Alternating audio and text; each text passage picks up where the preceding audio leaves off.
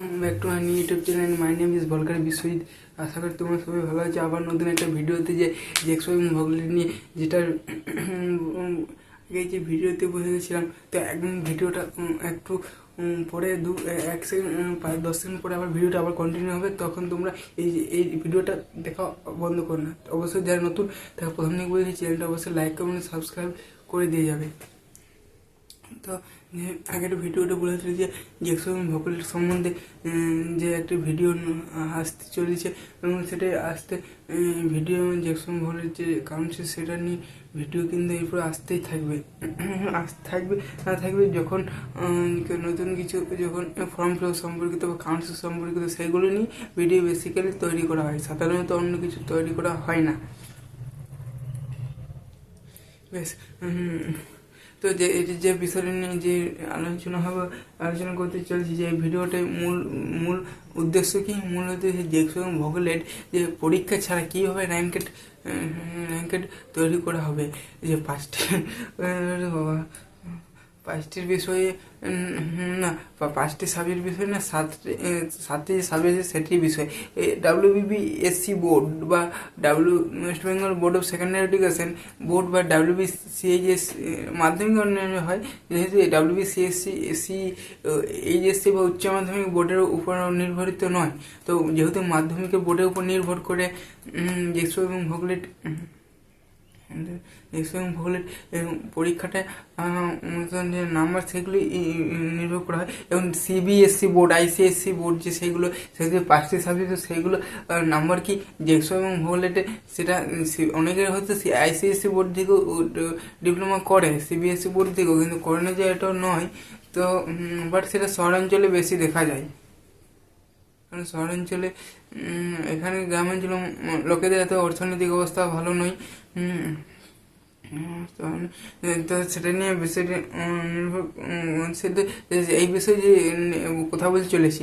তো প্রথমে আসা যাক যে নাম্বার কিন্তু আগের বছরে 2021-এর নিরিখে দেখা যায়, 2017-এর নিরিখে 2021-এ last cut off rank analysis হয়েছিল। তারপরে 2022-ও আসেনি, রিসেন্টও 2023 আসেনি, এবং 2024-এর র্যাঙ্ক কাট অফ এটা কি বেরোতে পারে? তো এখনও অফিসিয়াল নোটিস নেই।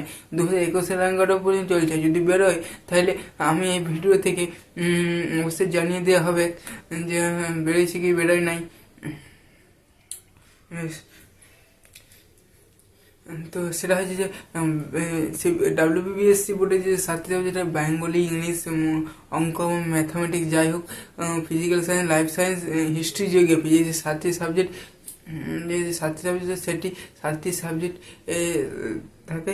তো সাতটি সাবজেক্টের মধ্যে যে most important, most commonly subject অঙ্ক বা mathematics, physical science, life science, এগুলো হচ্ছে টাইপ ব্রেকিং হয়। কেননা টাইপ ব্রেকিং এগুলোর মধ্যে যে এক্সট্রিম ভোগালে যে র্যাঙ্ক কাট অফ, যে নাম্বারে বেশি দেখে র্যাঙ্ক একই আসলো, কিন্তু ম্যাথ এবং ম্যাথে যে বেশি তাকে আগে চান্স দিয়ে হলো, সে ভালো একটি কলেজ, কিন্তু নাম্বার সে একই এসেছে, র্যাঙ্কও সে একই, কিন্তু ম্যাথে বেশি পেয়েছে, বা যে ফিজিক্যাল বা লাইফ সায়েন্সে নাম্বারগুলো কাউন্ট করা হলো, যদি এক বা দু নম্বর থেকেও অনেকেরই অন্য একটি কলেজ পায়, সে হয়তো অন্য সেই কলেজটি পেলো না, অন্য একটি এরপরে মিডিয়াম ধরনের কোনো একটা পেলে যে প্লেসমেন্ট মোটামুটি দেওয়া হয়, ক্যাম্পাসিং স্ট্রাকচার তো সেরকম।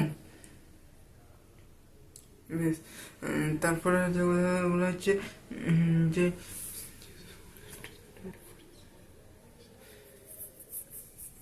তো এইগুলো যে টাইপ ব্রেকিং ম্যাথ এবং ফিজিক্যাল সায়েন্স, লাইফ সায়েন্স নিয়ে বেশি করা হয়। এবং তারপর যে এজ লিমিটেড বা জন্ম বা বয়স অনুযায়ী সেটা একটু ডিপেন্ড করে, কারণ যার বয়স বেশি তাকে কিন্তু আগে চান্স দেওয়া হয়, যার বয়স কম তাকে সে একই র্যাঙ্ক পেয়েও, এবং সে যদি সে যদি একই র্যাঙ্ক করে, তবু যার বয়স বেশি তাকে একটি অন্য করে চান্স দেওয়া হয়। তার যে র্যাঙ্ক এজ বা যার বয়স ওর থেকে কিছু দিনের, হয়তো কিছু মাসের ছোট, তাকে অন্য একটি কলেজে চান্স দেওয়া হলো, সেই বন্ধু হয়ে গেলে যে হোক, তাকে সেই কলেজে চান্স দেওয়া হলো না। এরপর যে জেক্সো এবং ভগলেট 15 মে যদি এক্সটেন্ড করা হয় এবং ডেটটি যদি বাড়ানো হয়, তো 22-এর মধ্যে কিছু মধ্যেই তার এই ভোটের নিরিখে, ভোটের সময়ে কিছু মধ্যেই জেক্সো এবং ভগলেট র্যাঙ্ক বেরোনো সম্ভব নয়, এবং সেটা আদৌ সম্ভব নয়, আর হবেও নাই, আর আগেও হয় নাই, হয়নি। বেশ, সম্ভাবনা 15 মে শেষ এই সময় তো মোটামুটি মে মাসের লাস্ট উইক বা জুন মাসের 1 থেকে 7 দিনের ভেতরে কিন্তু 90% কনফার্ম হচ্ছে ওই দিনের মধ্যেই র্যাঙ্ক কাট অফ বেরিয়ে যাবে। তারপর কাউন্সিল হবে, তারপর ডকুমেন্ট ভেরিফাই হবে, অ্যালুমিনি লেটার বেরাবে, তারপরে বেশ এটা নিয়ে এটা খতম। যে সময় ভূগোলের ডিপ্লোমা ভর্তি প্রক্রিয়া ফার্স্ট সেমিস্টারে, এবং ভূগোলের ক্ষেত্রে সেকেন্ড ইয়ারও বলা যায় যে তারা সেকেন্ড ইয়ারে ভর্তি হবে। তো যাই হোক, এরপর যে স্পোর্ট কাউন্সিল তোমরা যে ফার্স্ট থার্ড এবং সেকেন্ড থার্ড কাউন্সিল করছো, তো সেইগুলোকে আগে ভালো যে মনে করছি দিক থেকে করো। কারণ স্পোর্ট কাউন্সিলে যে সরকারি কলেজ যে ভালো সরকারি কলেজ পাওয়া যাবে সেটা না, হয়তো 2-4টি সিট বাকি থাকলেও বা কেউ হয়তো ভর্তি এলো না, সে অন্য কলেজ পেয়ে সে উত্তরবঙ্গ ঘর দক্ষিণবঙ্গে যেতে চাইছে না, বা যাওয়া আসা অসুবিধা বা পয়সাপাতি অসুবিধা, যাই হোক এসব কারণে অনেকগুলো সিট ফাঁকা পেয়ে যায়। কিন্তু স্পট কাউন্সিলে তার মানে যে ডাইরেক্ট যে একটা কলেজে ডাইরেক্ট কিন্তু অনলাইনে রেজিস্ট্রেশন করতে হবে, তারপরে ডাইরেক্ট যে কলেজে যেতে চাইছে সেই কলেজে বা সেই টেটটাকে সিলেক্ট করে ফর্ম ফিল আপ করে সেই কলেজে যে আগে যেতে পারবে সেই কিন্তু কলেজের সিটটা সে আগে পাবে। তো এটা হলো স্পট কাউন্সিল। স্পোর্ট কাউন্সিলটা বেশ কয়েকদিনের ধরে ফার্স্ট রাউন্ড গত বছরের যারা মাধ্যমিক বা আচ্ছা গত বছর এক্স পরীক্ষা দেয়নি তারা করতে পারবে। এই বছর যদি স্পোর্ট কাউন্সিল যদি ফাঁকা পাওয়া যায়, তোমরা যদি র্যাঙ্ক ভালো না থাকে স্পোর্ট কাউন্সিলে কিন্তু পাবে। কারণ এই বছর যেসব পরীক্ষা হচ্ছে না, তো মাধ্যমিক বা এইচএস যদি নাম্বার অনুযায়ী হয়তো কিন্তু সেটা ভগলেট হয়ে যাচ্ছে।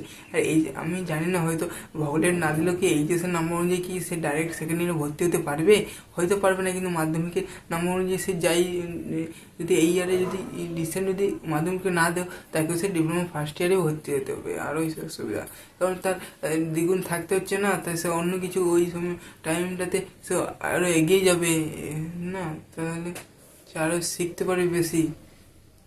শেখানেই তো গোড়া। যাই হোক, তো স্পোর্ট কাউন্সিল তোমরা এই ফার্স্ট যে প্রি কাউন্সিল যে মেন কাউন্সিল সেগুলোকে ভালো করে করতে হবে।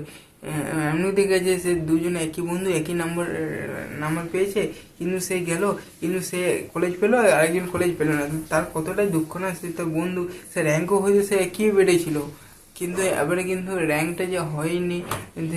মাধ্যমিক পরীক্ষা যে স্পোর্ট কাউন্সিলে উত্তীর্ণ করা, কিন্তু স্পোর্ট কাউন্সিলে ওটা র্যাঙ্ক কোনো বেরোয় না।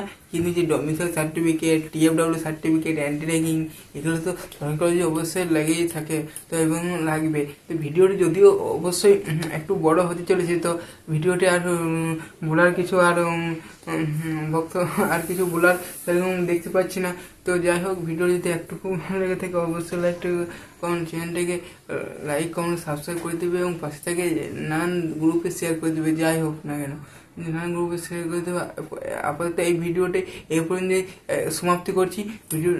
তোমার সঙ্গে ভালো সুস্থ থাকবে এবং এই ভর্গ বিশ্ব ইউটিউব চ্যানেলের পাশে থাকবে। ভিডিওটি দেখার জন্য অসংখ্য ধন্যবাদ।